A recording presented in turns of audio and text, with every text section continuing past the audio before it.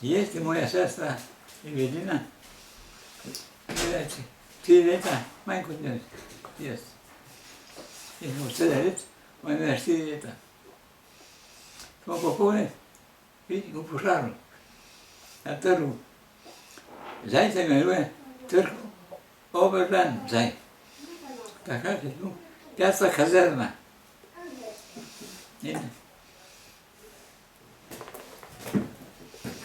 Jaz, kaj je danes otroke pomenil Narodni dom?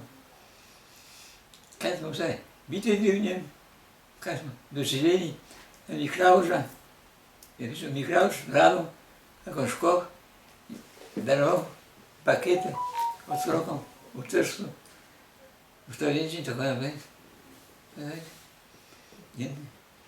Jurčiča, smo gledali dramo od Jurčiča, dajali so v Narodni dom, so igrali Juško Zak, na tak način. Jaz svetujem vsem Evropejcem, naj preberejo Ogenj je zajel Evropo. To se pravi, ta ogenj je zajel Evropo, je požir v Prisanu. Samo ime malo premenjeno za celo Evropo, kaj je bilo res. Po fašizmu je bil nacizem in tako cela Evropa v nemških rokah. Nemška armada v celi Evropi.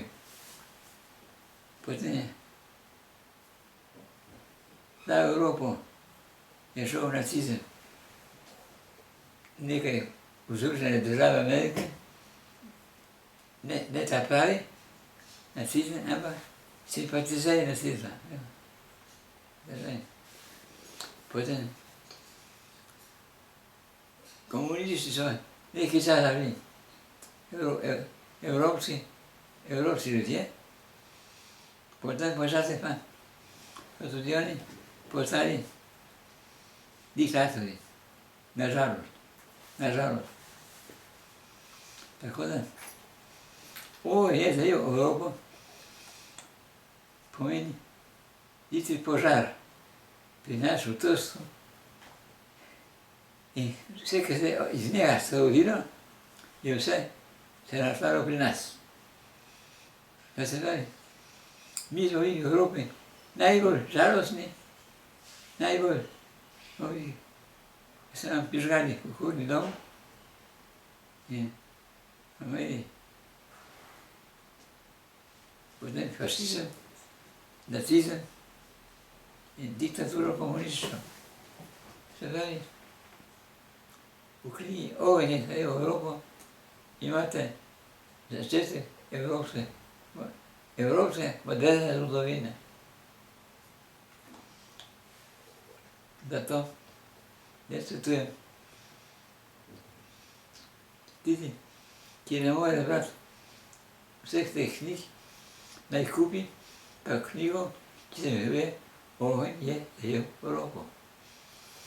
Tam bo cel kompleks rojstva diktature v Evropi.